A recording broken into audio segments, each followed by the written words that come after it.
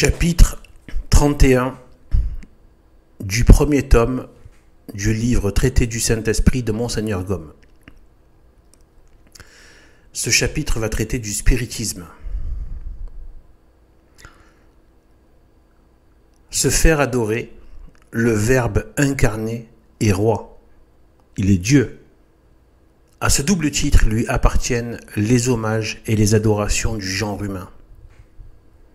Ennemi implacable du Verbe, Satan veut à tout prix se substituer à lui et, comme roi et comme Dieu.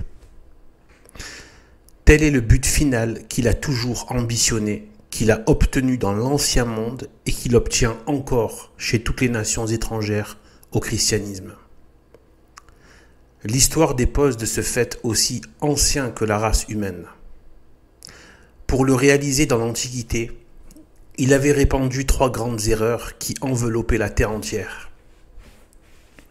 C'était le panthéisme, le matérialisme et le rationalisme.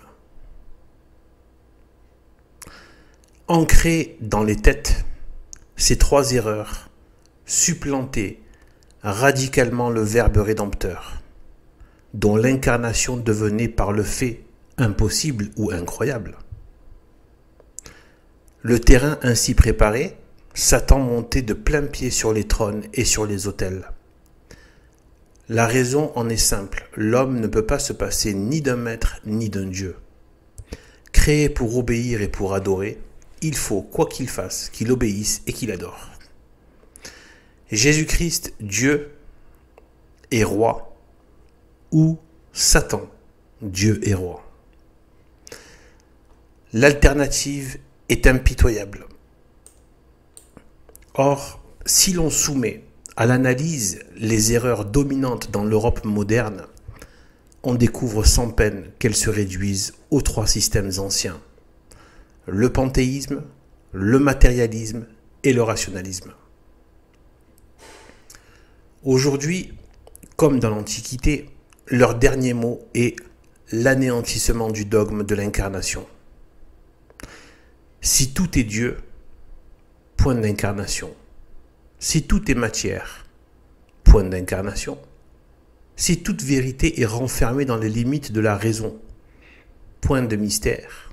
Partant, point d'incarnation. Est-il besoin de dire que la négation directe de ce dogme fondamental refleurit parmi nous avec un luxe d'audacieuse ignorance inconnue depuis l'Évangile? Faut-il ajouter qu'elle est accueillie avec une ardeur dont le spectacle fait monter la rougeur au front et remplit l'âme d'épouvante? C'est un signe des temps. Sans l'élément catholique qui lutte encore pour maintenir sur son piédestal divin la personne du Verbe incarné, le monde actuel retomberait dans les conditions du monde ancien. Plus cet élément s'affaiblit, plus s'aplanit la voie au retour du démon sur ses antiques autels.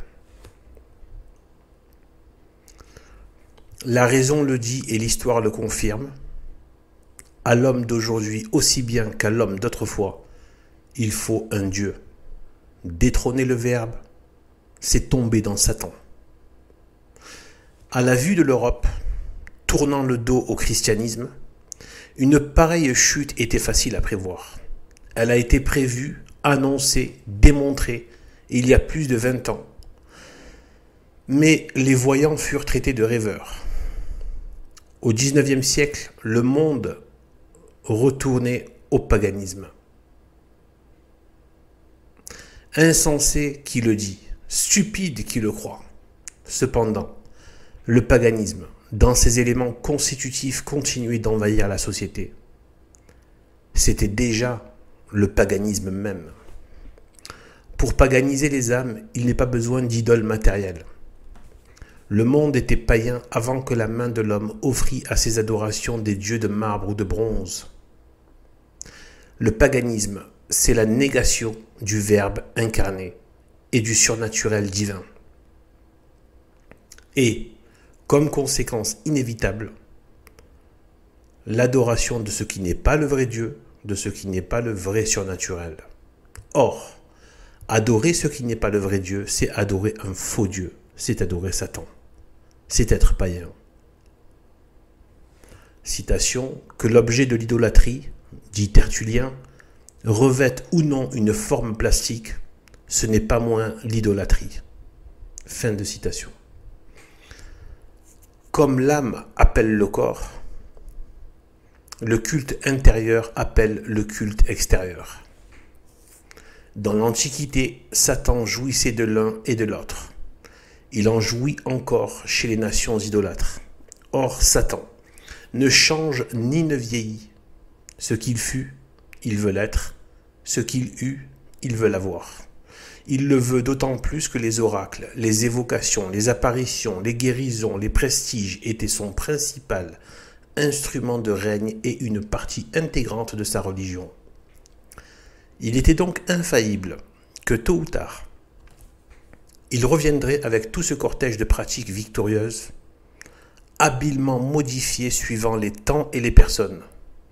Ainsi parlait la logique, qui attendait avec confiance, disons mieux avec terreur, la confirmation de ses raisonnements. Le monde en était là, lorsque, chez le peuple le plus rationaliste du globe, se manifestent 1000 phénomènes étranges attribués à des agents surnaturels et dont l'ensemble a pris le nom de spiritisme ou religion des esprits. En voici l'historique. Citation. Vers 1850, dit un de ses grands prêtres, l'attention fut appelée aux États-Unis d'Amérique sur divers phénomènes étranges consistant en bruit, coups frappés et mouvements d'objets sans cause connue. Ces phénomènes avaient souvent lieu spontanément avec une intensité et une persistance singulières, mais on remarqua aussi qu'ils se produisaient plus particulièrement sous l'influence de certaines personnes que l'on désigna sous le nom de médiums, et qui pouvaient en quelque sorte les provoquer à volonté, ce qui permit de répéter les expériences. On se servit surtout pour cela de table, non que cet objet soit plus favorable qu'un autre.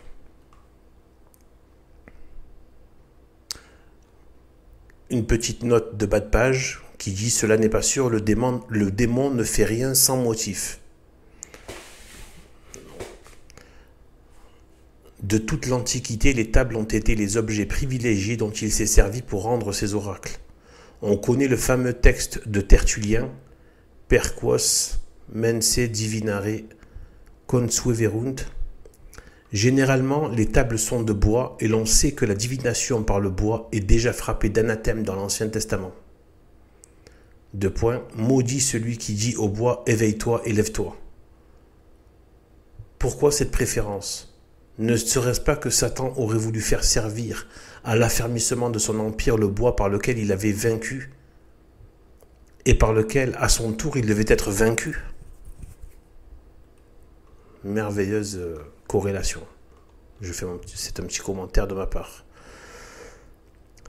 Alors je reprends la citation suite à cette note de bas de page. Mais uniquement parce qu'il est mobile, plus commode. On obtint des rotations de la table, puis des mouvements en tous sens, des soubresauts, des renversements, des soulèvements, des coups frappés avec violence, etc. C'est le phénomène qui fut désigné dans le principe sous le nom de table tournante.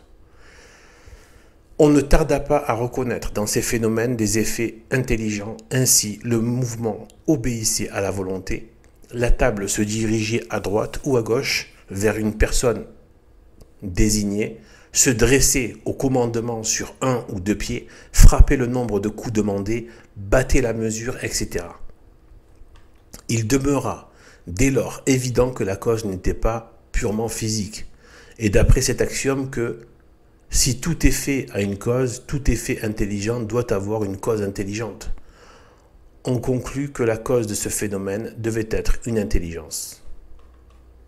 Citation de Allan Kardec dans son livre, dans son texte en tout cas, Le spiritisme à sa plus simple expression, pages 3 et 4.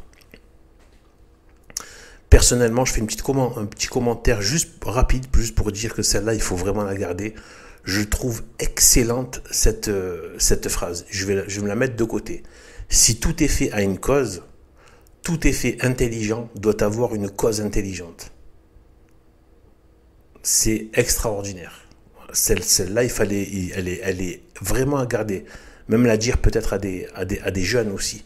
Et, à toute personne qui est empêtrée dans les affres et les liens lépreux du matérialisme qui travaille à la négation dans les esprits, la négation de la force, de la puissance surnaturelle du Saint-Esprit.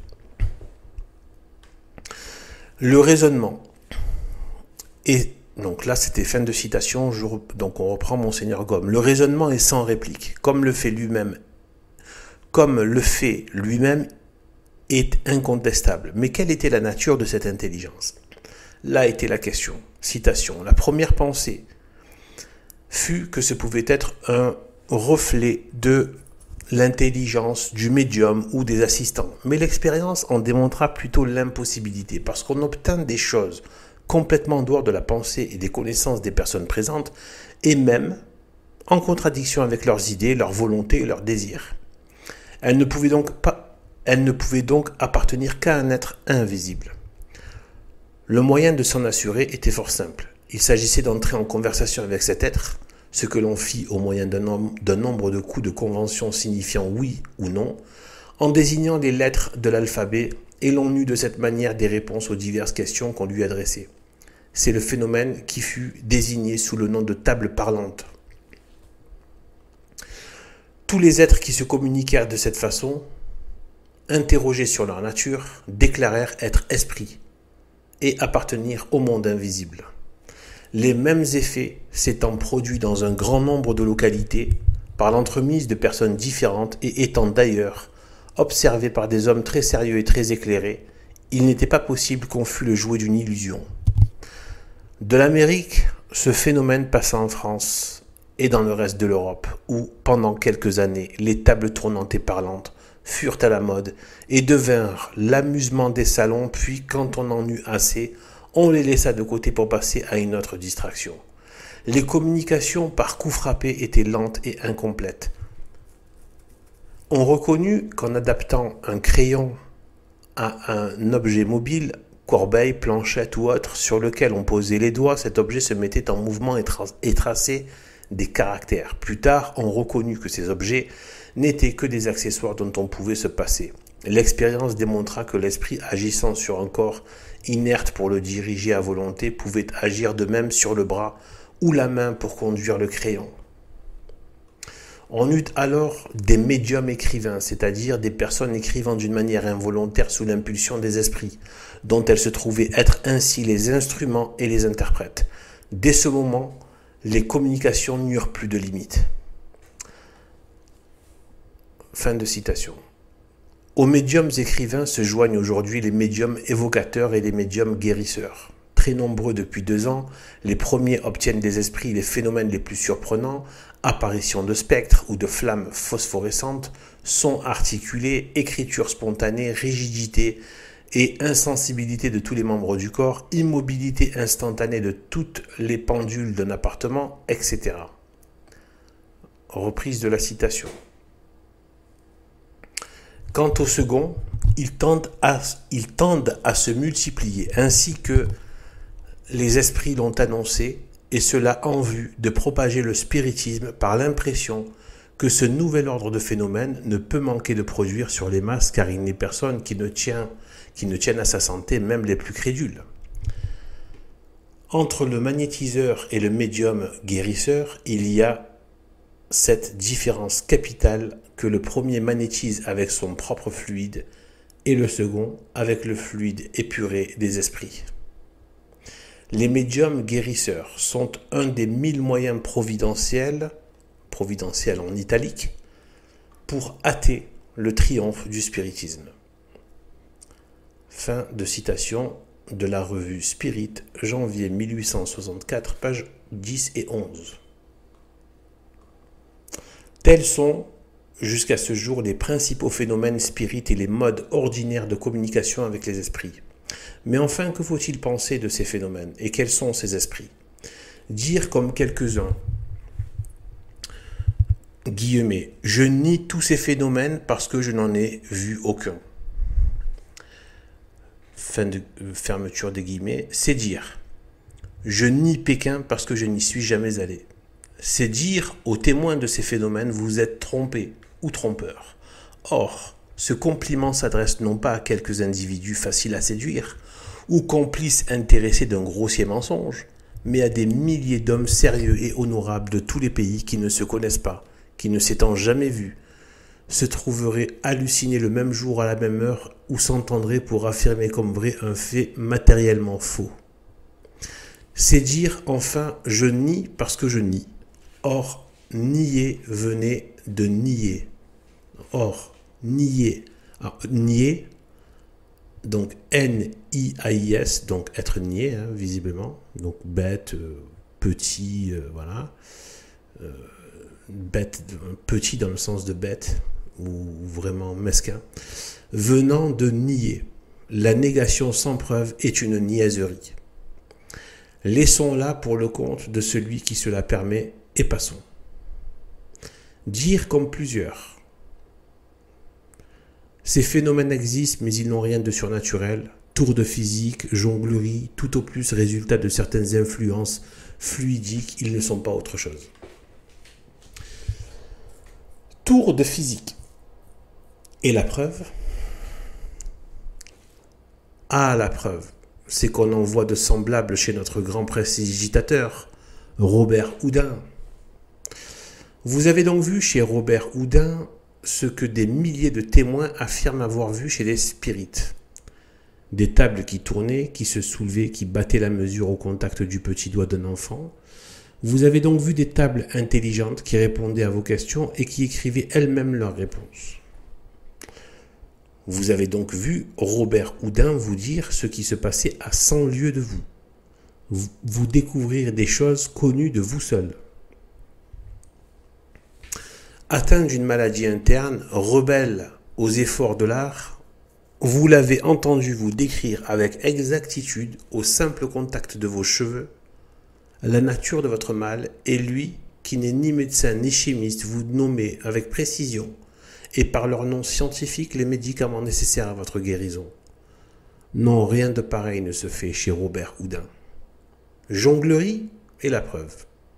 Ah, la preuve, c'est qu'aujourd'hui les charlatans sont si nombreux et si habiles qu'on ne sait plus à qui se fier. Qu'aujourd'hui les charlatans soient habiles et nombreux, rien n'est plus vrai. Que vous vous teniez sur vos gardes, rien n'est plus sage. Mais la question n'est pas là. Elle est de savoir quelle raison vous avez de croire que les spirites sont des charlatans et les témoins de leurs phénomènes, des compères ou des dupes. Comme on ne peut discuter l'inconnu, nous attendons vos motifs. Mes motifs, répondez-vous, je les ai dit. Je ne puis admettre l'intervention des esprits par cet ordre de phénomène. Dire que vous ne pouvez pas, c'est dire que vous ne pouvez pas. Ce n'est pas justifier votre négation. C'est affirmer votre impuissance. Rien de plus, rien de moins. Or, votre impuissance est écrasée sous la puissance du témoignage 1000 fois répété, de milliers de témoins oculaires, sains de corps et d'esprit, et doués comme vous de raison, de science, d'expérience, de sang-froid et de méfiance. Elle est écrasée, plus encore, par le témoignage du monde entier depuis 6000 ans. Car il y a 6000 ans que le monde voit des spirites.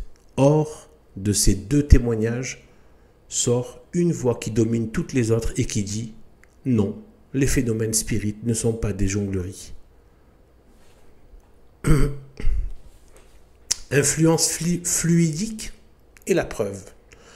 Ah, la preuve, c'est que les fluides sont des agents mystérieux capables de produire des effets surprenants et qui nous paraissent surnaturels, bien qu'il n'y ait rien que de très naturel. Admettons les fluides. Mais avant tout, veuillez me dire au juste ce que c'est qu'un fluide. L'avez-vous vu? L'avez-vous touché? L'avez-vous analysé? Quelle est sa couleur? Quels sont ses éléments? Est-ce que quelque chose de matériel? Est-ce quelque chose de matériel ou de spirituel? Si c'est quelque chose de matériel, expliquez-moi comment un agent matériel peut produire des effets qui ne sont pas matériels. Me faire lire les yeux fermés, voir à distance, connaître ce qui se passe dans des pays éloignés que je n'ai jamais vus, où je ne connais personne. Si le fluide est quelque chose d'une nature spirituelle, nous sommes d'accord. Ce que vous appelez fluide, nous l'appelons esprit. Mais donner une définition exacte du fluide vous embarrasse, car vous dites vous-même que c'est un agent. S'il est mystérieux, vous ne le connaissez donc pas, ou vous le connaissez trop imparfaitement pour lui attribuer avec certitude tel ou tel effet. Cette manière de raisonner n'est ni neuve ni nouvelle. Toute la secte matérialiste d'Épicure en faisait usage contre les oracles et les prestiges, c'est-à-dire contre le spiritisme de l'Antiquité. Suivant eux, tous ces phénomènes étaient dus à des exhalaisons souterraines dont la nature n'était pas connue. C'est ainsi que la peur du surnaturel les conduisait au contradictoire et à l'absurde. Prenons garde d'y tomber. Or, nous y tomberions en nous payant de mots mal définis pour les mettre à la place des choses. En résumé, à moins de donner dans le pyrrhonisme universel, on est contraint d'admettre dans leur ensemble la réalité des phénomènes spirites et la spiritualité des agents qui les produisent. Mais quels sont ces esprits ? Ils ne peuvent être que des anges, bons ou mauvais, des âmes saintes ou des âmes réprouvées. Or, ils ne sont ni de bons anges, ni des âmes saintes. D'une part, les bons anges et les saints ne sont pas aux ordres de l'homme, en ce sens qu'ils viennent d'une manière sensible à l'appel du premier venu, pour satisfaire sa curiosité et lui servir de passe-temps. Pareille chose ne s'est jamais vue, jamais dite, jamais crue. D'autre part, Dieu défend sous les peines les plus sévères d'interroger les morts. Deutéronome 18, 11, Exode 22, 8. Les prétendus morts qui répondent « désobéissent donc à Dieu », ils ne sont donc pas des saints. Que sont-ils donc ? Des damnés ou des démons ? Mais pas plus que les saints. Les damnés ne sont aux ordres des évocateurs. Quels esprits répondent donc à leur appel ? Les démons qui habitent autour de nous, qui sont toujours prêts à nous tromper et qui ont 1000 moyens d'y réussir. C'est le raisonnement péremptoire de Monseigneur l'évêque de Poitiers. S'il n'est pas permis, dit le savant prélat, d'interroger les morts, et par conséquent, si Dieu refuse aux morts la faculté de répondre aux questions que les vivants ne peuvent leur adresser licitement, de quelles sources peuvent émaner ces réponses, que l'on se flatte d'obtenir et que l'on obtient parfois, quelquefois. Manifestement nul autre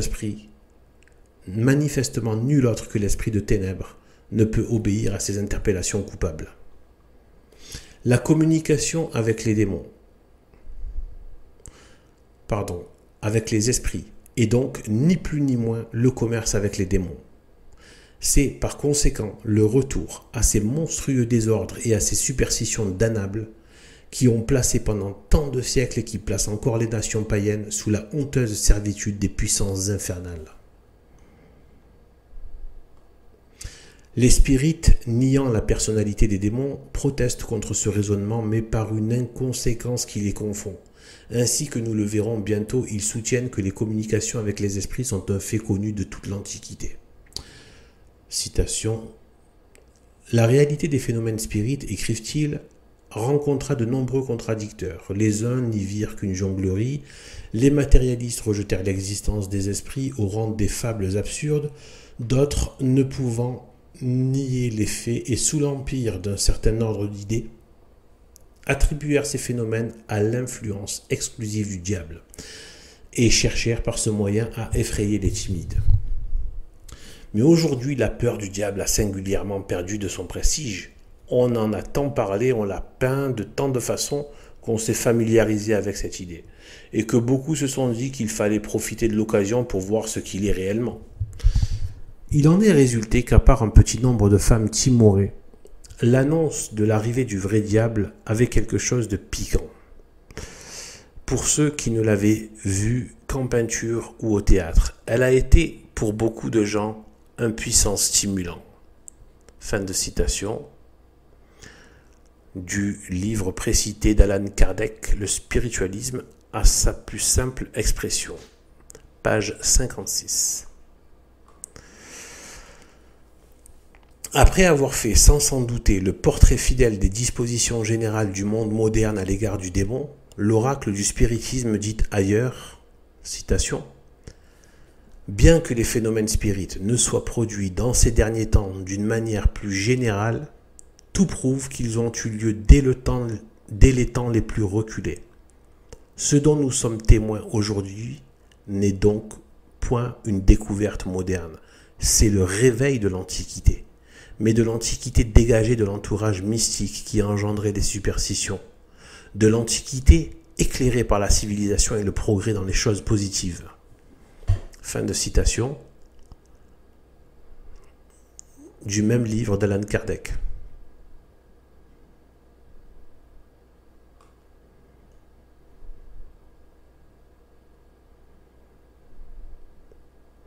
Le fait des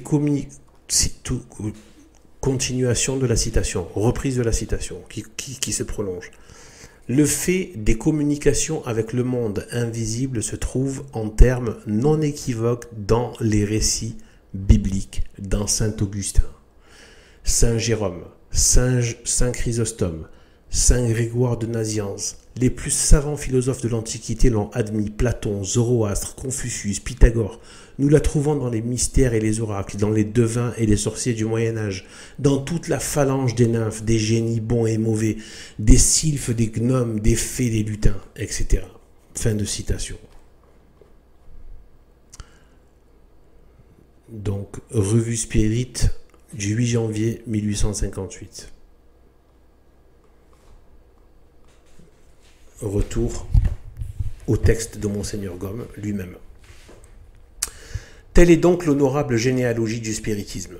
De l'aveu de leur organe le plus crédible, le plus accrédité, les spirites modernes ont pour ancêtres et pour collègues toutes les pythonisses, toutes les sorcières, tous les esprits des temps anciens. Cette antiquité leur plaît et ils s'en font gloire. Ainsi les protestants se flattent d'avoir pour ancêtres les Hussites, les Vaudois, les Albigeois, et par eux de remonter au 1er siècle de l'Église. Dans le prospectus d'une magnétiseuse établie dans un des beaux quartiers de Paris, nous lisons mars 1864, citation, « La science dont nous allons entretenir nos lecteurs est certainement une des plus anciennes et des plus intéressantes pour l'espèce humaine. Avant le XVIe siècle, cette science était connue sous le nom d'esprit, de sortilège et de magie. 2 siècles après, le docteur Mesmer reconnut dans cette science non définie un agent puissant qui s'insinue par influence céleste près des nerfs dont il développe l'activité, etc. » Fin de citation. Le généalogiste a raison. Les phénomènes spirites d'aujourd'hui sont bien les mêmes que ceux de l'Antiquité païenne et du monde actuel soumis à l'idolâtrie. Quelle différence en effet, sinon peut-être dans la forme? Trouvez-vous entre les évocations, les oracles, les consultations, les prestiges que nous voyons après 18 siècles de christianisme reparaître en Europe, et ce qui se faisait il y a 2000 ans à Claros, à Dodone, à Préneste, dans toutes les villes des Grecs et des barbares, comme dit Plutarque, et ce qui se pratique encore en Afrique, aux Indes, au Tibet, en Chine, partout, enfin, où l'évangile n'a pas été prêché? Si l'auteur n'avait pas été aveuglé par le parti pris, il aurait conclu en disant « L'identité des effets démontre l'identité de la cause. » Or, toute l'Antiquité attribue aux démons et non aux âmes des morts les phénomènes spirites. La cause n'est donc pas plus contestable que le fait lui-même. Bon, c'est pas mal ça. Note de bas de page, les catholiques se souviendront qu'il serait aussi dangereux qu'il est absurde de nier dans leur ensemble l'authenticité des manifestations démoniaques actuelles. La négation du surnaturel satanique conduit à la négation du surnaturel divin. La négation du surnaturel satanique conduit à la négation du surnaturel divin. Alors là, je vais me permettre une petite parenthèse par rapport à mon apostolat que je fais sur Internet. C'est parce que le fait que je dévoile l'aspect occulte et donc de l'action satanique et démoniaque qui se fait y compris dans des choses qui ont tous les atours de la modernité, de tout ce qui est matérialiste, etc., de tout ce qu'on peut voir dans les médias, dans les idées en cours, etc., etc., eh bien, on a l'impression que tout ça est dénué d'action démoniaque, mais il y en a et c'est ce que je mets à jour. Autant que je peux, autant qu'il m'est permis avec mes moyens. Eh bien, c'est parce qu'en fait, de fait, ce n'est pas pour contempler le mal. D'ailleurs, moi, je ne regarde ça que parce que je m'arme de la grâce de Dieu, du crucifix,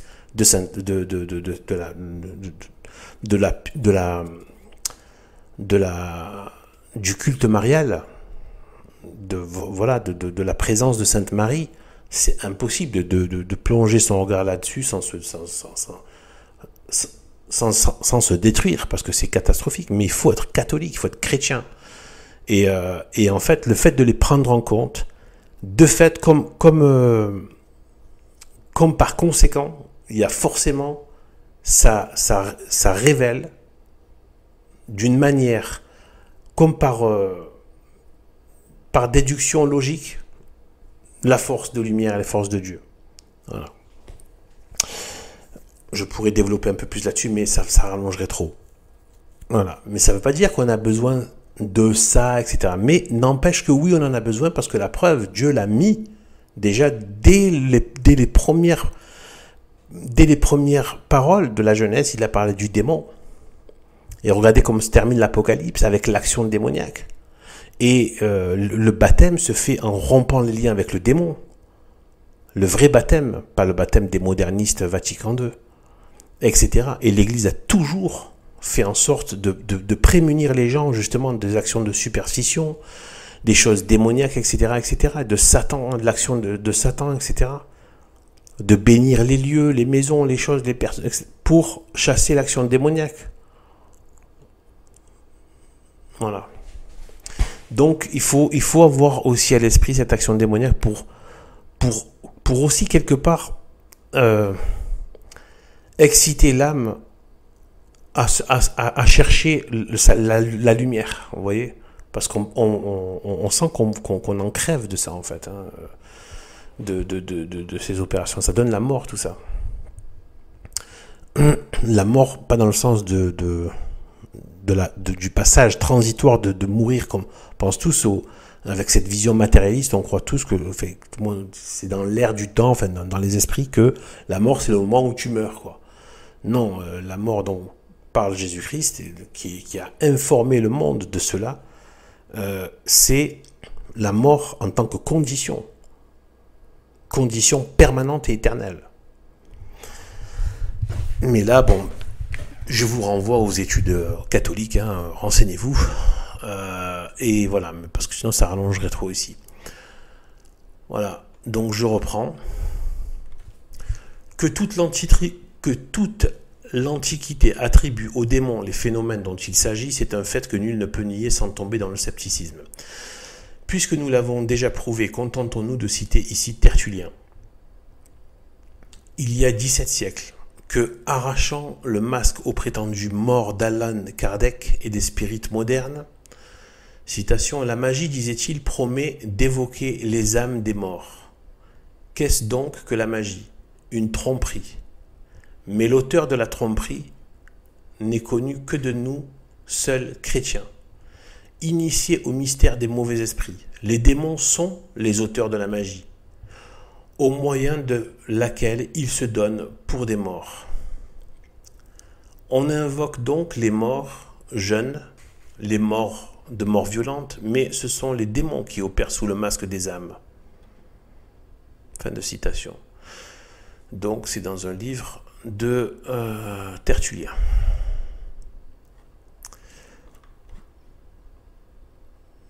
Donc c'est dans De Anima. Voilà, De Anima. Ça doit sûrement vouloir dire, si je ne me trompe pas, de l'âme.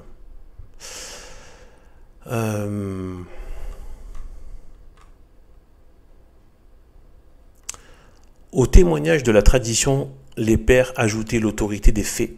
Preuves en main, ils mettaient à découvert la nature de ces prétendus morts en rappelant les erreurs et l'immoralité de leur doctrine. Rien n'est changé. Malgré tous ces artifices, nulle part le démon ne se trahit avec plus d'évidence que dans les enseignements qu'il donne aux spirites contemporains avec mission de s'en faire les organes. Aujourd'hui comme autrefois, mélange de vrai et de faux, ces enseignements finissent par des erreurs radicales. En effet, le catholicisme est la vérité, toute la vérité, rien que la vérité. Toute affirmation opposée est erreur et vient évidemment du père du mensonge. Or, les esprits enseignent 6 erreurs, c'est-à-dire 6 négations qui vont à la ruine complète du catholicisme. Ils nient 1. L'existence des démons, 2. L'éternité des peines, 3. La résurrection des corps, 4. Le péché originel, 5. La révélation chrétienne, 6. Par conséquent, la divinité même de notre Seigneur. Venons aux preuves. Citation. Le spiritisme, dit-il, combat l'éternité des peines, le feu matériel de l'enfer, la personnalité du diable. D'après la doctrine des esprits sur les démons, le diable est la personnification du mal.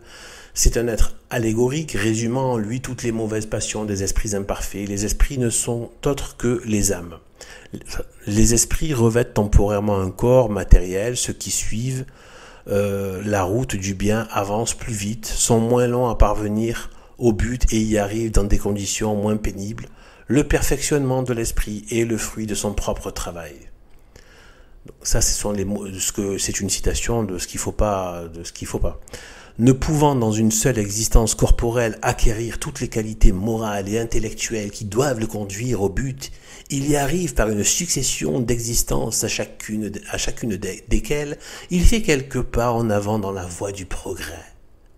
Lorsqu'une existence a été mal employée, elle est sans profit pour l'esprit qui doit la recommencer dans des conditions plus ou moins pénibles en raison de sa négligence et de son mauvais vouloir.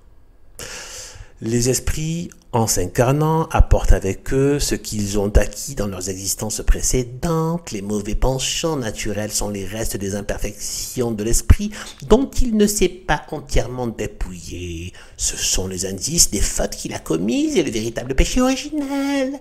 En disant que l'âme apporte en renaissant le germe de son imperfection, de ses existences extérieures, on donne au péché originel une explication logique que chacun peut comprendre et admettre.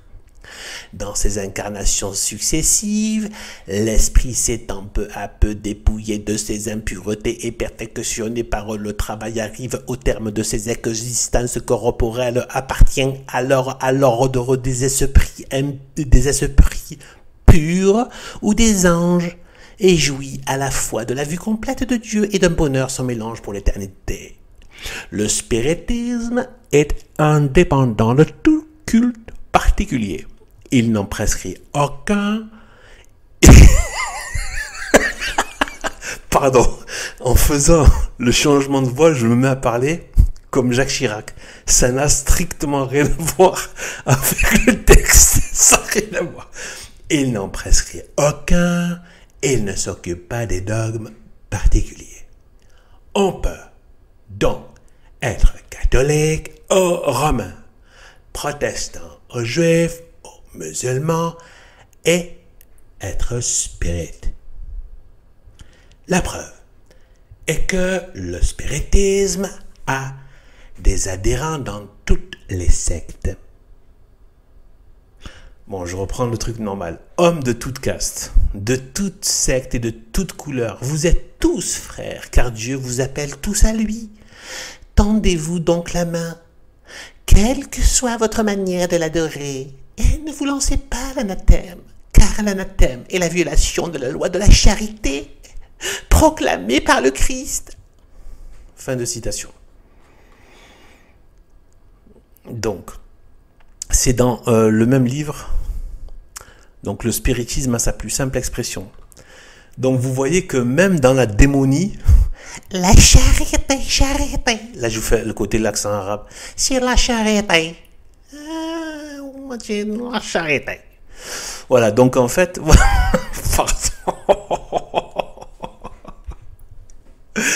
Désolé, ça part en vrille, le sujet est grave, hein, attention. Moi, je suis comme ça. Faut pas croire que parce que c'est en surface que je suis comme ça. Moi, je suis extrêmement sérieux dans les choses. Hein.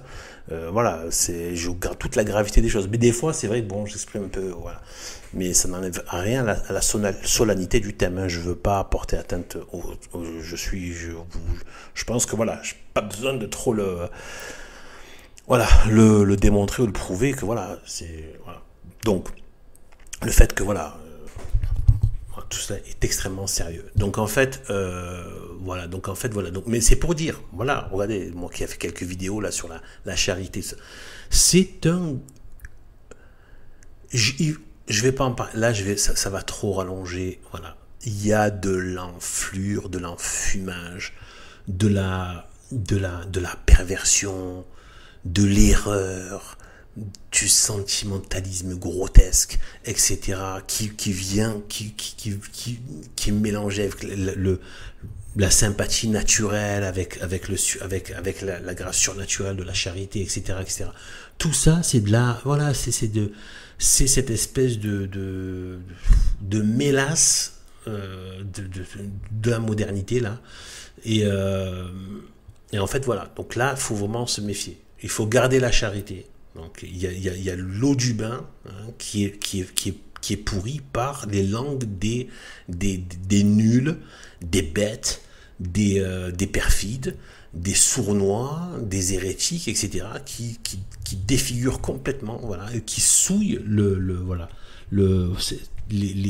comment dire, le sentiment humain. Mais attention, il y a voilà, il faut garder le parfaitement comme Dieu le veut, comme Jésus-Christ le veut, donc là, comme l'Église l'a enseigné, comme son Église catholique traditionnelle l'a enseigné, jusqu'en 1958, je précise, donc avant Vatican II, enfin jusqu'au dernier pape plutôt, voilà, juste avant, hein, Vatican II, et donc, eh bien voilà. Il faut garder ça, voilà, et après approfondir, mais avec les saints, les pères de l'Église. Voilà, les saints catholiques, les pères de l'Église, l'enseignement de l'Église catholique, les esprits choisis, voilà, des saints docteurs, etc., qui ont parlé de cela. Il ne faut pas écouter le monde moderne en termes de charité. C'est tout ce que j'essaie de vous dire, en fait. N'écoutez pas cette version de la charité. Elle est fausse, elle est dévoyée, elle est perverse, et elle peut à la fin se retourner contre Dieu. Je peux vous assurer que c'est la réalité. Contre Dieu, contre la sainteté de Dieu, contre la loi de Dieu, etc. Regardez, je vais vous donner juste cet exemple pour faire vite, mais je pourrais en parler bien plus. Regardez cette histoire de l'enfer est vide, il voudrait qu'il soit vide. C'est pourquoi? C'est parce qu'en fait, cette histoire d'enfer vide, etc. et tout, et même l'autre de Arnaud Dulouche, etc., avec le salut après, d'ailleurs, apparemment, je crois que c'est une hérésie, je crois que c'était lui qui l'avait inventé, mais en fait, il a reprise, hein, c'est une hérésie qui était déjà là avant, quoi. Donc, qu'on peut se sauver après la mort, une sorte de dialogue avec Dieu, quoi. Enfin, une sorte de truc comme ça, quoi. Donc ça va, là c'est carrément frontalement contre l'enseignement de l'Église. Là c'est même plus des chemins détournés. Là c'est frontal. Voilà, c'est de l'hérésie stricte, et de l'hérésie stricte qui va jusqu'au blasphème, qui va jusqu'à, je veux dire, c'est sacrilège par rapport à la foi. Voilà. Donc en fait, enfin bref, donc en fait, voilà, tout ça c'est quoi? En fait, c'est une charité désordonnée. C'est la fausse charité. Et qui peut même cacher quelque part une haine de la justice de Dieu. En fait, vous voyez ce que je veux dire? Et qui va se manifester évidemment sous un jour plus acceptable. D'accord? L'amour du prochain. Là, je fais la version débile. Mais il y a l'amour du prochain dit avec solennité. Ça, c'est celle de Dieu. Voilà, celle que Dieu veut. Mais après, vous avez l'amour du prochain. Ça, c'est débilou et en plus perfidou. Voilà, voilà, c'est voilà. Et donc en fait, vous voyez comme ce truc. Eh bien en fait c'est ça. Tout ce qui est l'enfer est vide. Il peut pas y avoir de peines éternelles, etc. C'est trop horrible. Tout ça, c'est du fait qu'on a voulu surpasser Dieu dans l'amour et la charité. C'est gravissime. Je veux dire, c'est un truc de dingue en fait. Faut arrêter. Je me mets pas à parler de ce sujet juste parce que j'ai envie d'attaquer. Non. C'est qu'il y a trop. Il faut être. Moi, c'est un des credos, c'est d'être dans la vérité. C'est vraiment ça vraiment le credo, dans la vérité. Et forcément, comme la vérité est liée aux autres vertus, Ben, en fait, même si je rame sur d'autres vertus, je sais que la vérité va m'y conduire. Il y en a qui passent plus par exemple, par l'amour, comme Sainte Thérèse de l'Enfant Jésus ou d'autres saints, des moines, des sœurs, etc. et tout. Bon, il y en a qui passent par d'autres, par l'espérance, etc. Moi, c'est vrai que mon fer de lance, c'est plutôt la vérité. Et à partir de là, ben, si je suis à la ramasse sur d'autres vertus, mais je sais qu'avec la vérité, si je maintiens la vérité, je sais que ça va se débloquer sur le reste. Voilà, parce que tout est lié. Dieu ne cesse pas d'être vrai quand il est amour, il ne cesse pas d'être juste quand il est vrai, quand il est amour, etc., etc. Donc, on voit que l'amour miséricordieux contient à la fois la logique de l'amour, la loi de l'amour et la loi de la justice. Et la justice de Dieu en même temps. Mais tout doit se faire en vérité, d'où la contrition parfaite, etc. Tout doit se faire en vérité. Donc il y a la vérité, la justice, l'amour, tout est là. Tout tient ensemble. Mais bon, des fois, nous, en tant qu'être humain, on est un peu pas très bien agencé, quoi. Donc du coup, ben, il faut bosser un peu pour travailler tout ça. Voilà. Pour mieux s'articuler avec la grâce de Dieu, évidemment. Donc voilà, je reprends. Donc croirait-on que pour les faire plus facilement accepter, le spiritisme a l'audace de mettre ses erreurs monstrueuses dans les bouches même les plus catholiques. Saint Jean l'Évangéliste, Saint Paul, Saint Augustin, Saint Louis, Saint Vincent de Paul, nos prédicateurs célèbres et jusqu'au vénérable curé d'Ars reviennent de l'autre monde pour dire aux vivants que nos dogmes les plus sacrés sont des fables. Et eux, par conséquent, des dupes ou des imposteurs. N'est-ce pas la négation du catholicisme la plus radicale et sans contredit la plus perfide qu'on ait vue chez les nations baptisées? Toutefois, détruire la religion du Verbe incarné n'est que le côté négatif de l'œuvre. Lui substituer la religion des esprits, c'est-à-dire des démons, en est le côté positif. Positif, c'est pas dans le sens qualitatif où c'est bien, c'est dans le sens actif. Voilà. Il y a la partie réaction à Dieu, mais après il y a une partie action dans le sens proposer autre chose. Voilà. Et donc c'est proposer le démon en l'occurrence dans ce cas-là. Citation. Les esprits annoncent, dit Allan Kardec, que les temps marqués par la Providence pour une manifestation universelle sont arrivés, et qu'étant les ministres de Dieu et les agents de sa volonté, leur mission est d'instruire et d'éclairer les hommes en ouvrant une nouvelle ère pour la régénération de l'humanité.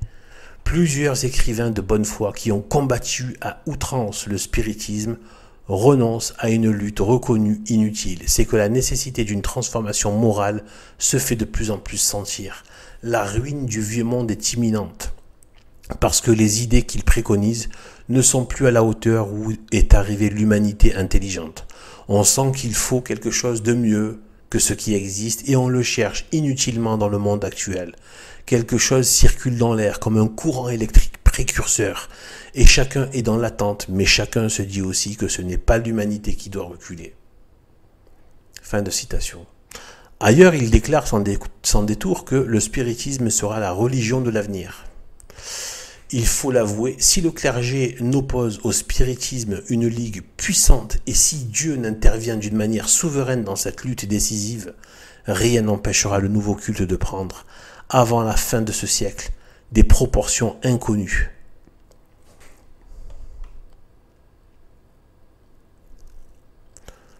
Il met une note de bas de page.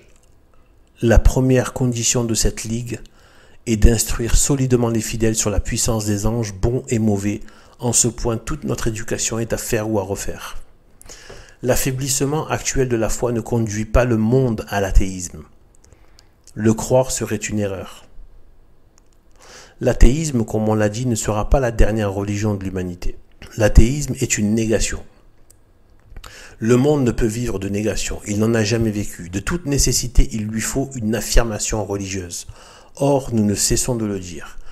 Entre la religion de Jésus-Christ et la religion de Bélial, entre le christianisme et le satanisme, il n'y a pas de milieu. Le monde moderne qui tourne le dos au christianisme, où va-t-il? Il va au satanisme et il y va au pas de charge. Et déjà, Quel nom donner à ce que nous voyons? L'évocation, la consultation orale, l'hydromancie, la nécromancie, l'ornithomancie, la divination, le magnétisme et autres pratiques spirites, exercées publiquement sans scrupule et sans frayeur, sont-elles autre chose qu'un acheminement au culte du démon, sinon ce culte même? Propagé d'abord comme une traînée de poudre dans l'ancien et dans le nouveau monde, ce culte avait semblé disparaître. On le croyait mort, il n'était qu'endormi. Avec la guerre d'Italie, il s'est réveillé plus vivace que jamais. Rien n'égale l'activité de ses adeptes pour l'organiser et le répandre. Leurs efforts n'ont pas été vains. Le spiritisme a pris un corps. Il s'est authentiquement constitué sous le nom de Société parisienne des études spirites, à laquelle viennent se rattacher les groupes spirites de la France et de l'étranger.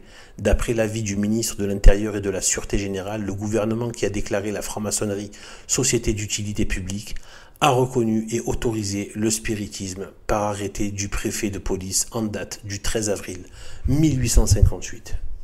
En parfaite harmonie avec l'esprit moderne et le principe athée de la liberté des cultes, cette société forme le noyau d'une religion nouvelle qui admet dans son sein des hommes de toute caste, de toute secte et de toute couleur, à la seule condition de croire aux esprits et d'accepter leur doctrine. Concentrer toute notre attention sur les questions de gallicanisme, de liturgie, de politique de rez-de-chaussée et laisser passer inaperçu ce fait inouï sous prétexte que le temps fera bonne et prompte justice des spirites actuels, comme il l'a fait de leurs devanciers, ce serait une déplorable illusion. Nous disons au contraire que le spiritisme est une puissance avec laquelle il faut sérieusement compter. D'une part, il est l'incarnation religieuse de la révolution, comme le socialisme en sera l'incarnation sociale. D'autre part, de grandes différences le distinguent du mesmérisme, du somnambulisme, du magnétisme et autres pratiques démoniaques des siècles passés. Ces différences sont entre autres l'étendue et la rapide propagation du phénomène, la publicité, l'autorisation légale, la négation avouée du christianisme et l'établissement de la religion des esprits. Arrêtons-nous à cette dernière différence. Quoi qu'en disent les adeptes, cette société n'est pas une simple école de philosophie, une réunion purement psychologique, c'est une religion. Toute religion se propose de mettre l'homme en rapport direct avec le monde surnaturel, par des moyens surnaturels en vue d'obtenir des effets surnaturels. Le but avoué des spirites est de se mettre en communication immédiate avec les esprits. Le moyen qu'ils emploient, c'est la prière. La prière est l'acte fondamental de toute religion dont il détermine le caractère. Le catholicisme est la vraie religion parce que sa prière s'adresse au vrai Dieu. Le paganisme est une fausse religion parce que sa prière s'adresse aux démons. Le spiritisme, qui adresse sa prière aux démons cachés sous le masque des morts, est donc une religion et une religion fausse. Cela est d'autant plus vrai qu'ils ont pour but d'obtenir le don de guérir les malades et le pouvoir de chasser les démons.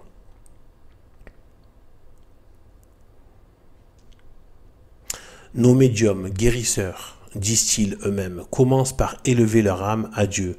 Dieu, dans sa sollicitude, leur envoie de puissants secours. Ce sont les bons esprits qui viennent pénétrer le médium de leur fluide bienfaisant, que celui-ci transmet aux malades. Aussi, est-ce pour cela que le magnétisme employé par les médiums guérisseurs est si puissant et produit ces guérisons gratifiées de miraculeuses et qui sont dues simplement à la nature du fluide déversé sur le médium. Puisque ces fluides bienfaisants sont le propre des esprits supérieurs, c'est donc le concours de ces derniers qu'il faut obtenir. C'est pour cela que la prière et l'invocation sont nécessaires. Ils ajoutent que la prière est surtout nécessaire dans le cas d'obsession, parce qu'il faut avoir le droit d'imposer son autorité à l'esprit. Ils annoncent que, sous peu, les possessions démoniaques deviendront très fréquentes et qu'elles seront le triomphe du spiritisme. Ces cas de possession, selon ce qui est annoncé, doivent se multiplier avec une grande énergie d'ici à quelque temps afin que l'impuissance des moyens employés jusqu'ici pour les combattre soit bien démontrée. Une circonstance même dont nous ne pouvons encore parler mais qui a une certaine analogie avec ce qui s'est passé au temps du Christ contribuera à développer cette sorte d'épidémie démoniaque. Il n'est donc pas douteux qu'il surgira des médiums spéciaux ayant le pouvoir de chasser les mauvais esprits, comme les apôtres avaient celui de chasser les démons, pour donner aux incrédules une nouvelle preuve de l'existence des esprits. Je fais une petite parenthèse. Aujourd'hui, on a l'impression que cela n'est pas forcément vrai. Sachez qu'il y a beaucoup de comportements qui relèvent de la soit de la, il y a plusieurs niveaux. Il y a le parasitage, il y a l'infestation et il y a la possession. Donc en fait, beaucoup de gens sont au stade de l'infestation. Le parasitage, infestation, peu sont au niveau carrément de possession, mais c'est pas parce qu'on n'est pas possédé qu'on n'a pas des liens très forts avec les démons qui se manifestent de certaines manières et que j'expose dans mes vidéos sur l'occultisme dans la société moderne. Et en fait, je veux ici souligner qu'il y a autre chose. Il y a beaucoup de gens qui ont, dont moi-même, hein, qui vous parle, qui ont souffert de problèmes moraux, psychologiques, qui peuvent après déboucher sur des problèmes dans la vie sociale, etc., etc., des problèmes psychologiques, des problèmes, qui, plus ou moins graves, hein, plus ou moins déséquilibrants, etc., en ayant touché à ça. Et sachant que certains certains traits de caractère qui peuvent être complètement, et je veux dire par rapport au côté psychologique, il y a beaucoup de, maintenant en fait, le problème c'est que c'est un peu comme le bouleversement théologique qu'ils essayent de faire passer pour être du bouleversement climatique. Parce que eux, ils savent très bien que ce qui est dans l'Apocalypse va se réaliser, et si vous regardez bien dans l'Apocalypse, parmi les signes précurseurs, il y a beaucoup, les signes où ça commence à barder, hein, c'est qu'il va des tremblements de terre comme il n'y en a jamais eu. Donc il va se passer des choses au niveau, ça a toujours été le cas, hein, que ce soit Sodome et Gomorrhe, même avant le déluge, et à d'autres moments où des phénomènes dans la terre se produisent, ceux qui ont été engloutis par la terre, parmi les tribus d'Israël, qui étaient, donc la terre qui s'ouvre, donc il y a toujours des choses liées à la terre, aux choses naturelles, etc., au bouleversement des choses naturelles, violents. Donc eux, ils savent que ça va se passer, c'est pour ça qu'ils sont en train d'anticiper et de vouloir faire passer ça pour être du réchauffement climatique. N'oubliez pas qu'une des 7 coupes qui sera versée, elle sera versée sur le soleil dans l'Apocalypse. Et c'est ce qui va produire la sécheresse, etc., etc. Et que les gens qu'on va souffrir, une souffrance de la chaleur hallucinante. Donc voilà. Donc tout ça, eux, à mon avis, ils savent que ça va se passer. Et donc, qu'est-ce qu'ils font? Ils essaient de donner une explication matérielle pour pas que les gens se disent « Ah, mais la Bible avait raison. » Vous voyez, c'est à ça qu'ils vont jouer tout le temps. Tout le long, ils vont jouer à ça. À essayer de faire passer pour des trucs matérialistes ce qui relève, voilà. Mais donc, du coup, eh bien, je peux vous dire que par rapport au cas de possession, faut pas oublier que certains calment ce genre de, et c'est entre guillemets calme avec de la drogue, et il y en a qui calment ça avec des cachetons, mais je veux dire aussi le truc, en fait, tout simplement, il y a des gens en fait, on donne des noms de maladies psychiatriques, voilà, alors qu'en fait beaucoup sont liés à de l'action démoniaque, à des gens qui ont été gravement blessés. Et je vous dis, la seule façon de guérir, c'est le Christ, hein, c'est de se convertir à la foi catholique. Et même du côté psychologique, etc. Parce que c'est sûr, c'est Dieu, hein, c'est Dieu, c'est Dieu a guéri, etc. Hein, durant son incarnation. Et l'Église aussi continue au travers de Sainte Marie, tout cela, les sanctuaires, et bien de guérir. Et bien en fait, donc je vous dis vraiment qu'il y a des choses qui relèvent de ça, et après il y a aussi des malheurs dans les familles qui se produisent, des choses qui se produisent, des mauvaises choses qui se produisent à cause de ce genre de pratiques aussi. Donc et je dis, il y en a qui ont des étiquettes de maladies psychiatriques, j'ai pas trop envie de nommer certaines, mais parmi celles qui sont un peu connues, etc., et qui relèvent en fait en vérité de l'action démoniaque. Mais aujourd'hui, non seulement on en fait un truc psychiatrique, voire même un délire social, une identité culturelle, quoi. C'est hallucinant. Voilà ce que je veux dire. Donc bon, voilà. Donc je continue. En attendant l'invasion de l'épidémie démoniaque, les spirites se trouvent déjà en présence de quelques obsessions particulières et de maladies réputées incurables. Voilà, on en vient. Donc les adeptes guérisseurs écrivent à leur chef: nous donnons en ce moment nos soins à un second épileptique. Voilà, épileptique. Cette fois, la maladie sera peut-être plus rebelle parce qu'elle est héréditaire. Le père a laissé à ses 4 enfants le germe de cette affection. Enfin, avec l'aide de Dieu et des bons esprits, nous espérons la réduire chez tous les 4. Cher maître, nous réclamons le secours de vos prières et celle de nos frères de Paris. Ce secours sera pour nous un encouragement et un stimulant à nos efforts, puis vos bons esprits peuvent venir à notre aide. Bon, d'après le prêtre,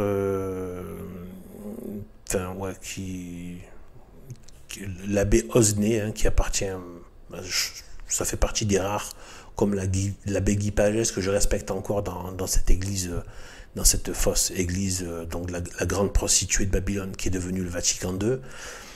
Donc l'abbé Osnay qui dit qu'en fait, quand il y a des guérisons, Dieu permet voilà, Dieu a permis notamment les souffleurs de feu, tout ça, mais il y a aussi des guérisons. Mais en fait, le problème, c'est que le démon fait payer la facture. C'est-à-dire, c'est pas gratuit. Et bien souvent, le mal se déplace ailleurs. Quelqu'un peut guérir de quelque chose et en fait, il va se retrouver avec un mal autre. Et c'est pour ça que c'est un truc sans fin, que les gens sont jamais dans le bien, la stabilisation dans quelque chose de bien. Ils sont toujours, ceux qui touchent à ça et guérissent d'un truc, ils sont complètement dézingués sur d'autres choses. Voilà. MG2L doit nous amener son beau-frère qu'un esprit malfaisant subjugue depuis 2 ans. Notre guide spirituel Lamennais nous charge du traitement de cette obsession rebelle. Dieu nous donnerait-il aussi le pouvoir de chasser les démons? S'il en était ainsi, nous n'aurions qu'à nous humilier devant une si grande faveur. Afin de l'obtenir, les maîtres répondent conformément aux oracles d'outre-tombe. Pour agir sur l'esprit obsesseur, il faut l'action non moins énergique d'un bon esprit désincarné. Ceci vous démontre ce que vous aurez à faire désormais dans le cas de possession manifeste. Et il est nécessaire d'appeler à votre aide la personne d'un esprit élevé, jouissant en même temps d'une puissance morale et fluidique, comme par exemple l'excellent curé d'Ars. Et vous savez que vous pouvez compter sur l'assistance de ce digne et saint Vianney. Quand on magnétisera Julie, il faudra d'abord procéder par la fervente évocation du curé d'Ars et des autres bons esprits qui se communiquent habituellement parmi vous, en les priant d'agir contre les mauvais esprits qui surexcitent cette jeune fille et qui fuiront devant leurs phalanges humaines. Fin de citation. À quoi ils sont partis mêler le saint curé d'Ars? C'est des cinglés, eux. Excepté le ricanement sans exemple et sans nom par lequel Satan prétend avoir pour complices de ses prestiges les apôtres et les saints de Dieu, n'est-ce pas à la lettre ce que faisaient les païens d'autrefois et ce que font encore les idolâtres d'aujourd'hui? Ne les voit-on pas à chaque instant évoquer les bons génies contre les mauvais? Jusqu'ici, les bons esprits des spirites se sont contentés publiquement du moins de demander des prières, mais si pour prix de leur faveur, ils exigeaient autre chose, une géniflexion, un grain d'encens, un vœu, une offrande quelconque, est-il bien sûr qu'un pareil hommage leur serait refusé? Est-il bien sûr qu'ils ne l'exigeront point, qu'ils n'exigeront même pas beaucoup plus? En ce genre, il ne faut jurer de rien. Quand on sait ce que le démon a exigé et ce qu'il a obtenu des anciens païens, ce qu'il exige et ce qu'il obtient encore des modernes idolâtres, quand on songe que sous l'influence de l'esprit de Jésus-Christ, qui n'était pas le Saint-Esprit, la France officielle a adoré une courtisane et que Paris a bâti un temple à Cybèle. Rien n'est impossible. Pour nous, il nous reste la triste conviction que si le spiritisme parvenait à dominer la société et qu'il prit fantaisie aux esprits de demander, comme autrefois, des combats de gladiateurs, ces combats leur seraient accordés et il y aurait foule au spectacle. Mesurons maintenant le chemin que le spiritisme a fait depuis 14 ans. À son origine, il n'était qu'un amusement, une mode, un jeu, tout au plus, un objet de curiosité plus ou moins vaine. Aujourd'hui, il se traduit en culte et devient une religion. Malheur à l'Europe si jamais il venait à s'étendre et à sortir des catacombes ténébreuses dans lesquelles il est renfermé. En attendant, cette religion formule son symbole, dicté par les esprits eux-mêmes et rédigé par leur grand prêtre Allan Kardec. Il est, comme nous avons vu, la négation radicale du christianisme et l'affirmation dogmatique des erreurs fondamentales de l'ancien paganisme. Elle a ses finances. L'article 15 du règlement porte: pour subvenir aux dépenses de la société, il est payé une cotisation annuelle de 24 francs pour les titulaires et de 20 francs pour les associés libres. Les membres titulaires, lors de leur réception, acquittent en outre un droit d'entrée de 10 francs une fois payés. Ces cotisations, fin de citation, ces cotisations qui mettent des sommes considérables à la disposition des chefs de la société deviennent entre leurs mains un puissant moyen de propagation. Elle a ses réunions périodiques, article 7, citation: les séances de la société ont lieu tous les vendredis à 8 heures du soir. Nul ne peut prendre la parole sans l'avoir obtenu du président. Toutes les questions adressées aux esprits doivent l'être par l'intermédiaire du président. Fin de citation. Article 21, citation: les séances particulières sont réservées aux membres de la société. Elles ont lieu le premier, le troisième et, s'il y a lieu, le 5e vendredi de chaque mois. Article 22, citation: les séances générales ont lieu le 2e et le 4e vendredi de chaque mois. Fin de citation.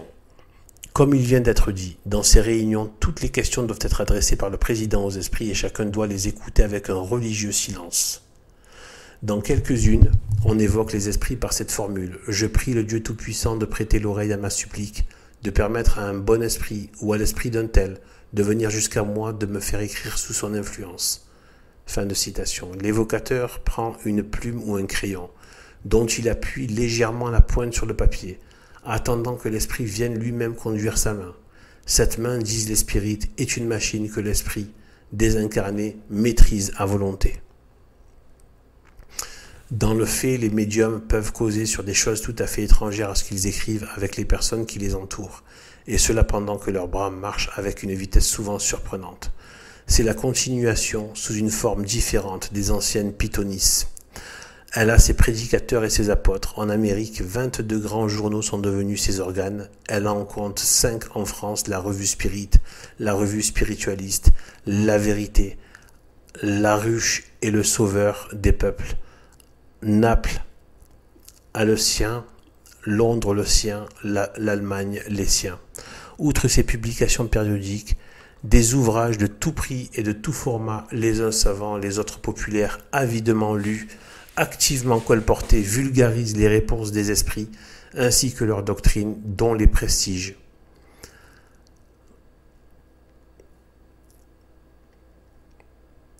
Excusez-moi, j'ai perdu le fil. Sont donnés comme la preuve irrécusable. Ce n'est pas au hasard que nous parlons ainsi. Nous avons sous les yeux plus de 60 ouvrages spirites récemment publiés et qui sont les uns à leur 3e, les autres à leur 5e, à leur 6e, à leur 12e édition. Un des plus dangereux, à raison de son prix et de son format, est pour l'Europe. Traduit en allemand, en portugais, en polonais, italien, espagnol et pour l'Orient en grec moderne. En 1863, cet ouvrage comptait déjà 5 éditions. Un mouvement analogue se manifeste en Angleterre et l'Allemagne est inondée de publications spirites. Elle a ses disciples, recrutés dans toutes les classes de la société. Les ateliers, la bourgeoisie, la noblesse, la médecine, l'armée surtout, lui fournissent leur contingent. D'année en année, ce contingent augmente d'une manière effrayante. Paris, Tours, Bordeaux, Metz, Nancy, Lisieux, Oléron, Marennes, Le Havre, Saumur, Marseille, Alger, Constantine, Bruxelles, Turin, Smyrne, les grands centres de population comptent par milliers les nouveaux démonolâtres. D'après les renseignements que nous avons pu recueillir, Paris jouirait de 25 à 30 000 spirites, ou personnes de toutes conditions adonnées habituellement comme acteurs ou comme spectateurs aux pratiques du spiritisme. Sans garantir la rigoureuse exactitude de ce chiffre, nous pouvons affirmer qu'il existe dans tous les quartiers de Paris des médiums, évocateurs et guérisseurs. Des réunions nombreuses, périodiques et non périodiques, dans lesquelles on fait ce que faisaient les païens à Delphes et à Claros, qu'un bon nombre de médecins ont à leur service, pour consulter les maladies, des somnambules, filles ou femmes, que le magnétisme ou le somnambulisme devient une carrière comme une autre, au point que les somnambules ne se gênent pas plus que les autres professions de répandre leur prospectus et d'appeler les clients. Une preuve entre toutes, c'est la pièce suivante jetée dans Paris, mars 1864. Guillemet, des merveilles du magnétisme et du somnambulisme et de leurs applications régénératrices. Madame F, après avoir suivi avec succès plusieurs cours et subi les examens des professeurs médecins magnétiseurs, exerce depuis 10 ans cette merveilleuse science à la satisfaction des personnes qu'elle a complètement guéries. À toute heure, on la trouve chez elle, rue SH, où l'on est assuré d'avoir une somnambule du premier degré de lucidité avec laquelle on se met en rapport et qui satisfait à toute demande. Guillemet. On peut faire toute question possible à la somnambule, sans toutefois sortir des bornes de la bienséance. On peut demander tous avis ou consultations sur l'issue probable d'un mariage, d'un procès, d'une espérance de succession à venir ou à prétendre, sur tout détournement d'effets ou d'argent même enfoui ou caché. La somnambule répondra ad rem, donc en latin ad rem, avec lucidité et présence d'esprit sur les résultats des choses lointaines, fussent-elles éloignées de 1200 lieues. Si la personne qui consulte est affectée d'une maladie quelconque, la consultée ressentira par elle-même l'endroit affecté et pourra donner ses conseils sans avoir jamais appris la manière de guérir. Si ces promesses n'avaient d'autre garantie que la parole de la somnambule, il serait très permis de s'en moquer. Mais il n'en est pas ainsi. Les demandes énumérées sont littéralement les mêmes qu'on allait proposer aux oracles de l'Antiquité. C'est à tel point qu'en les lisant, on croit lire une page de Porphyre. Là, je fais une petite parenthèse, donc c'est un auteur de l'Antiquité, il me semble assez récente, qui a vraiment relaté, et c'est une source sûre qui se retrouve même dans de la documentation universitaire, donc collabo du système républicain, et qui relate vraiment que c'était des pratiques extrêmement répandues et dans le sens surtout des strates en termes de logique par des gens de pouvoir. Voilà, c'est pas juste superstition, des petites peuplades locales ou quoi. Non, c'est institué. Hein. C'est vraiment la magie, les actions occultes, l'action occulte instituée. Et c'est tout ça qui a été remis. C'est ça qui a poussé, qui a fracassé, qui a voulu faire tomber l'édifice chrétien pour revenir à ces actions qui ne sont rien d'autre que ce de manière développée, ce qui s'est joué au Jardin d'Éden, c'est-à-dire l'homme qui pactise avec le diable. Pour ses intérêts, en voulant jouer son intérêt à se séparer de Dieu, il devient le démon qui lui fait miroiter des choses, il devient l'esclave du démon et il perd son âme et voilà. Et cette illusion est tellement forte que malgré la vérité chrétienne, malgré le bien chrétien, c'est quand même, là on peut dire le mot, c'est dingue. La situation dans laquelle on est, c'est vraiment dingue. La lumière est venue dans le monde, mais le monde a préféré les ténèbres à la lumière. Donc là, on voit toute la justice de l'enfer éternel. Ceux qui vont en enfer sont ceux qui l'ont voulu. Et ça, c'est quelque chose qu'il faut vraiment méditer et demander à Dieu qu'il nous fasse tomber sur les bons livres, sur les bons sermons, sur les bons enseignements qui vont vous aider, et les lumières du Saint-Esprit qui vont vous aider à comprendre ça, à le capter. J'ai pas dit que moi j'en suis à le cerner dans tout, non, mais j'ai avancé là-dedans et croyez-moi, ça change beaucoup de choses. On ne se moque pas de Dieu et la logique de l'amour ne perd rien avec de la justice, et la justice ne perd rien de l'amour. Ça peut, voilà, mais c'est comme ça. Voilà, il faut en tout cas surtout pas se positionner en juge. On ne juge pas Dieu. Que les choses soient bien claires. On n'accuse pas Dieu. C'est ce qu'ont fait Adam et Ève.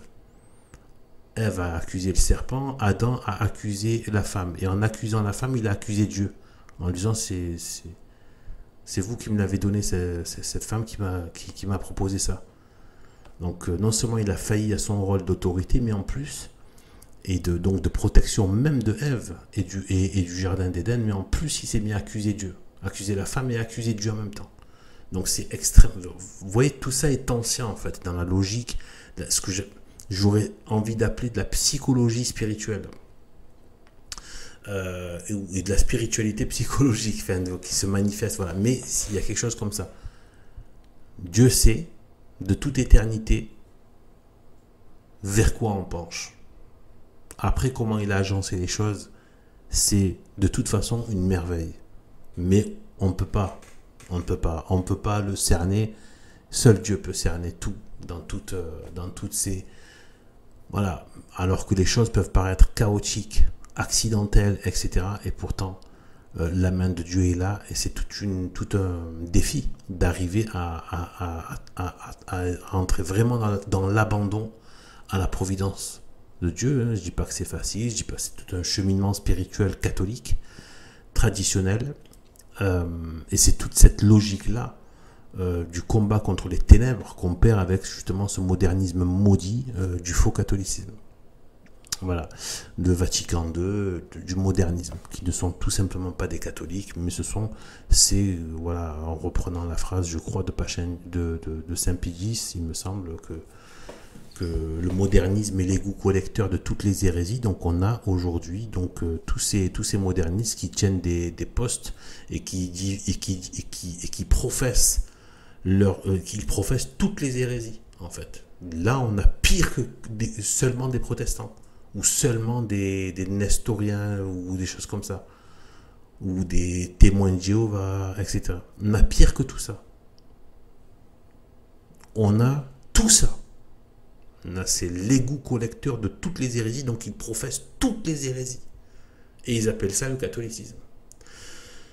Bon, je reprends. Inspirés par le même esprit, résolus par des procédés analogues, les unes et les autres ont donc la même autorité. Or, rien n'est mieux établi que l'autorité des oracles. En d'autres termes, rien n'est plus faux que de croire que tout était faux dans leur réponse. À l'instar de Paris, marche la province et les pays étrangers. Dans son numéro du 21 mars 1864, un journal italien, Il Movimento, contient cette annonce, citation, depuis quelques jours et à Gênes, M. Francesco Guidi, professeur de magnétologie. Depuis 11 ans, il parcourt l'Europe donnant des séances publiques de magnétisme. Il donnera une séance de magnétisme samedi soir au Théâtre National de Saint-Augustin. Fin de citation. Quelle horreur de voir Saint-Augustin, comme tout à l'heure le Saint Curé d'Ars, associé à ces abominations. D'autre part, Allan Kardec écrit, citation, « Cette année est surtout marquée par l'accroissement du nombre des groupes ou sociétés qui se sont formés dans une multitude de localités où il n'y en avait point encore, tant en France qu'à l'étranger, signe évident de l'augmentation du nombre des adeptes et de la diffusion de la doctrine. Paris, qui était resté en arrière, cède enfin à l'impulsion générale et commence à s'émouvoir. Chaque jour voit se former des réunions particulières dans un but éminemment sérieux et dans d'excellentes conditions. La société que nous présidons voit avec joie se multiplier autour d'elle des rejetons vivaces capables de répandre la bonne semence. Si un instant on a pu concevoir quelques craintes sur l'effet de certaines dissidences dans la manière d'envisager le spiritisme, un fait est de nature à les dissiper complètement. C'est le nombre toujours croissant des sociétés qui, de tous les pays, se placent spontanément sous le patronage de celle de Paris et arbore son drapeau. Fin de citation. Je fais encore une parenthèse, quand je vous dis que Paris est un enjeu diabolique, Paris, la France, est un enjeu au niveau du diable phénoménal. Et moi, je ne crois pas à la franc-maçonnerie écossaise, tout ça c'est de la diversion, ou américaine, etc. La franc-maçonnerie, c'est la France. Voilà, c'est de là que c'est parti. C'est de là que c'est parti. La vraie franc-maçonnerie, avec sa République universelle, qui est la préfiguration, et pour ne pas dire la préparation, et comme le règne de l'Antéchrist, déjà en marche, en fait, en vérité. Donc, d'ailleurs, on voit qu'il y a cette progression, puisque quand il y a les 7 rois, 5 sont tombés, un et l'autre n'est pas encore venu, mais quand il viendra, voilà, voilà, toute cette partie de l'Apocalypse, on voit que c'est progressif. Il y a quelque chose qui prépare, il y a des rois qui préparent à poser le roi au-dessus de toute cette république universelle mondiale, gouvernement mondial qu'ils auront mis en place. Donc, je reprends. Donc, on voit bien que Paris, là, était la capitale donc, de la démonologie. Vous voyez un peu, et c'était vraiment tout, même d'autres pays se mettaient sous la coupelle de cette association de malfaiteurs démonologues et d'abominables en fait. Voilà. Donc voilà, je reprends. Donc voilà, la France est vraiment un enjeu du diable monstrueux et beaucoup de choses partent d'ici, beaucoup de choses, voilà. Et on sent que malgré tout, il y a des grâces encore. Hein. Malgré tout, dans des endroits, on arrive à respirer encore un air pur, si tant est qu'on a la foi catholique. Parce que je pense qu'il y a encore des grâces qui sont là, parce que c'est pas possible. Il y a des endroits qui sont imprégnés d'esprit marial. Et voilà, mais malgré tout, si on n'a pas, comme un émetteur et un récepteur, si on n'a pas cette...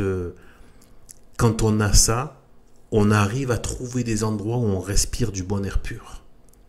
Voilà. Et cet air pur, de toute façon, même si on était dans les pires endroits, avec ça dans le cœur, on aura toujours cet air pur qui vient d'en haut. Mais même ici, de manière sensible, dans cette France, on peut trouver, mais il faut avoir, il faut pouvoir recevoir ces grâces-là. D'accord ? Se mettre voilà. Si on est un ennemi aujourd'hui, ça m'étonnerait qu'on trouve beaucoup de grâce et de l'air pur à respirer dans ce pays. Si on est un ennemi du Christ, un ennemi de l'Église catholique, ce sont que des choses infernales. Ils peuvent même être au fin fond des Alpes, ils vont être toujours possédés par leurs démons. Rien n'aura de bien, de douceur, de bonté, d'émerveillement, de choses, de quelque chose d'enchanteur et de bien. Non.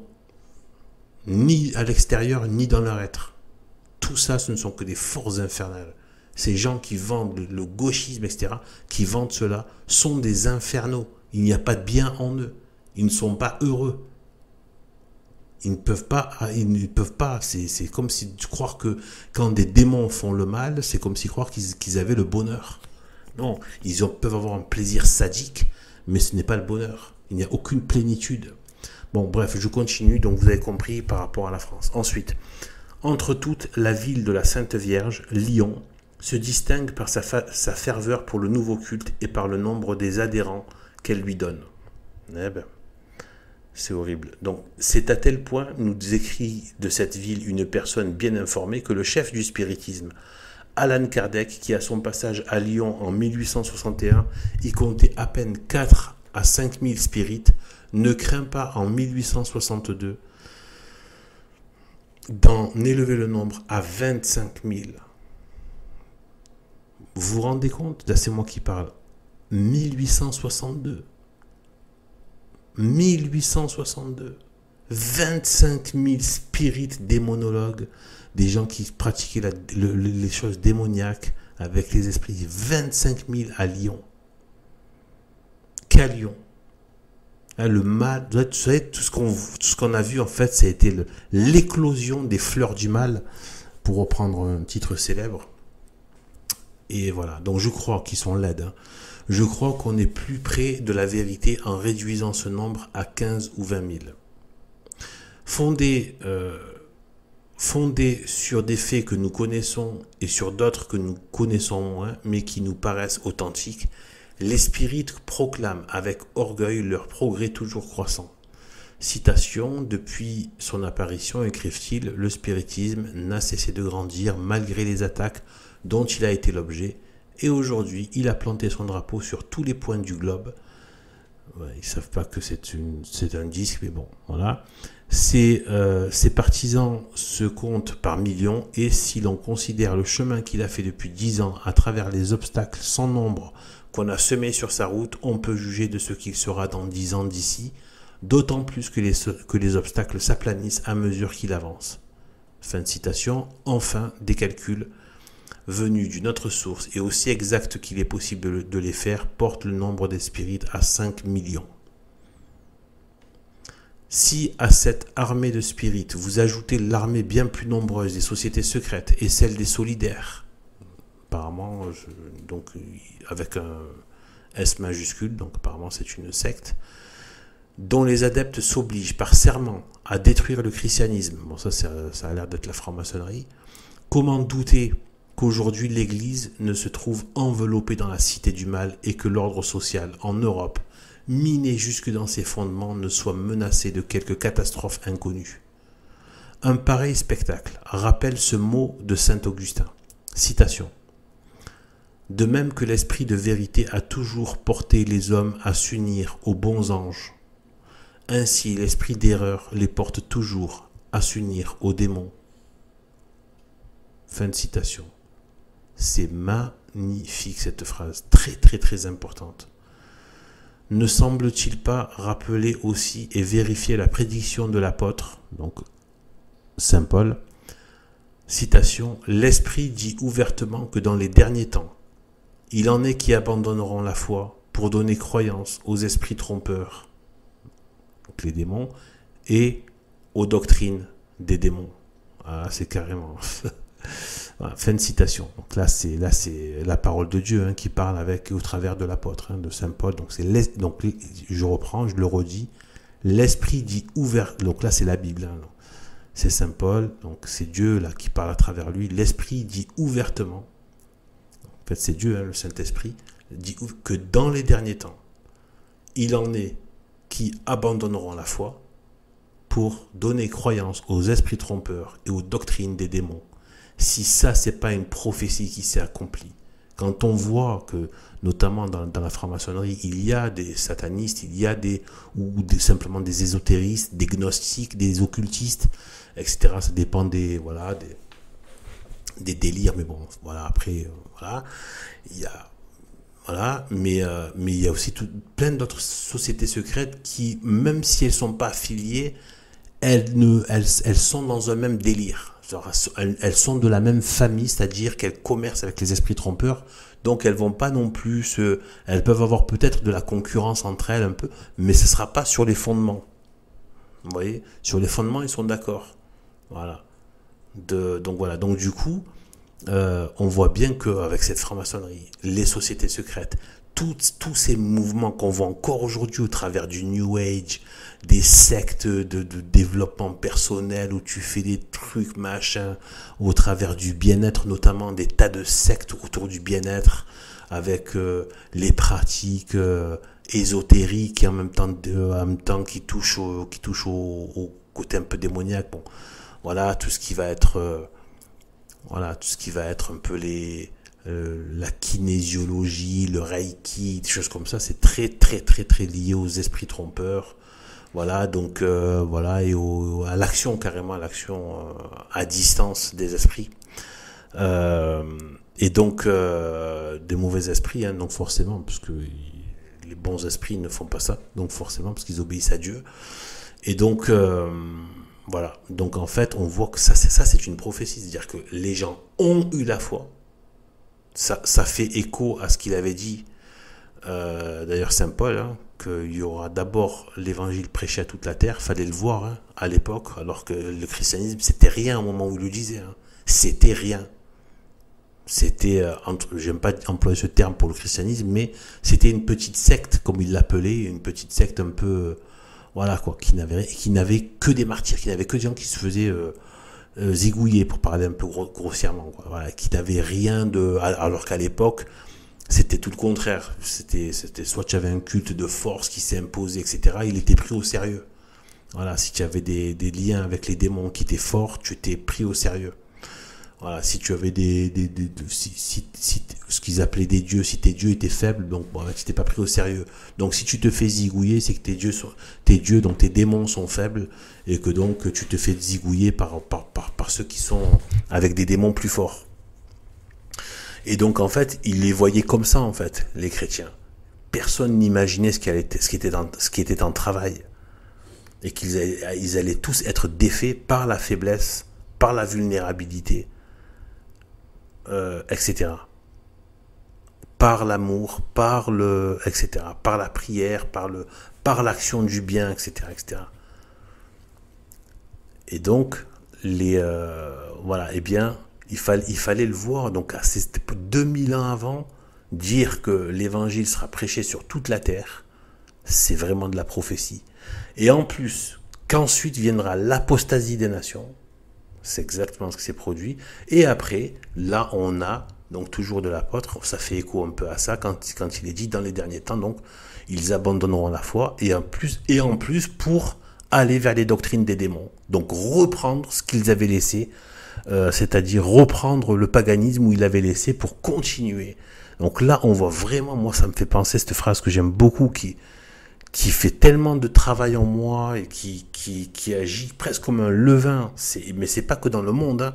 C'est la lumière et le jugement le voici. Donc ça c'est la Bible. Donc et le jugement le voici. C'est que la lumière étant venue dans le monde a préféré les ténèbres à la lumière. Mais cette phrase, quand je l'aime par rapport au monde, je l'aime aussi par rapport à moi-même. Et je vous invite, je suis sûr de ne pas me tromper en disant ça, de le méditer en soi-même. Quand Dieu vient avec ses grâces, proposer à nos âmes de se convertir et de lui ressembler, etc., pour qu'il puisse nous aimer, à un moment donné, il faut faire gaffe que nous-mêmes à l'intérieur, on ne fasse pas le même scénario. C'est que la lumière vient à nous et que nous, on préfère les ténèbres à la lumière. Tout ça est vraiment, voilà, est très important à se garder, voilà, ce travail-là. Et donc, entre les forces des ténèbres et forces de lumière. Et donc voilà, donc sur ce, voilà, je crois que donc là où il s'est terminé, donc le chapitre, et bien voilà, donc sur ce, que Dieu nous bénisse et à plus tard.